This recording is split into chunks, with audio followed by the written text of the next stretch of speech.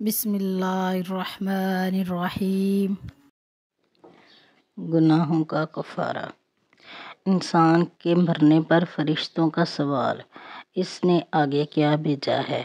حضرت ابو ہریرہ رضی اللہ تعالیٰ عنہ اس حدیث کو رسول اللہ صلی اللہ علیہ وآلہ وسلم سے روایت کرتے ہیں کہ جب آدمی مرتا ہے تو فرشتے پوچھتے ہیں اس نے آگے کیا بھیجا ہے، جبکہ لوگ پوچھتے ہیں اس نے پیچھے کیا چھوڑا ہے۔ موت کی تکلیف مومن کے گناہوں کا کفارہ بنتی ہے۔ حضرت عائشہ صدیقہ رضی اللہ تعالی عنہا کہتی ہیں رسول اللہ صلی اللہ علیہ وآلہ وسلم نے فرمایا، مومن کو جب کانٹا چبھتا ہے یا اس سے بھی کوئی کم درجہ کی تکلیف پہنچتی ہے تو اللہ تعالیٰ اس کا ایک درجہ بلند کرتے ہیں اور ایک گناہ مٹا دیتے ہیں۔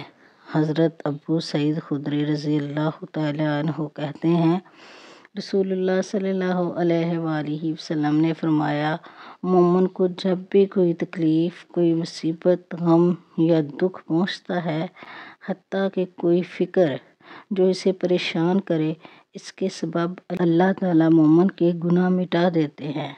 حضرت ابو امامہ باہلی رضی اللہ تعالی عنہ سے روایت ہے کہ نبی کریم صلی اللہ علیہ وآلہ وسلم نے فرمایا، جب کسی آدمی کو بیماری بری طرح بچھاڑ دیتی ہے تو اللہ تعالیٰ اسے اس بیماری کی وجہ سے گناہوں سے پاک کر کے دنیا سے اٹھاتے ہیں۔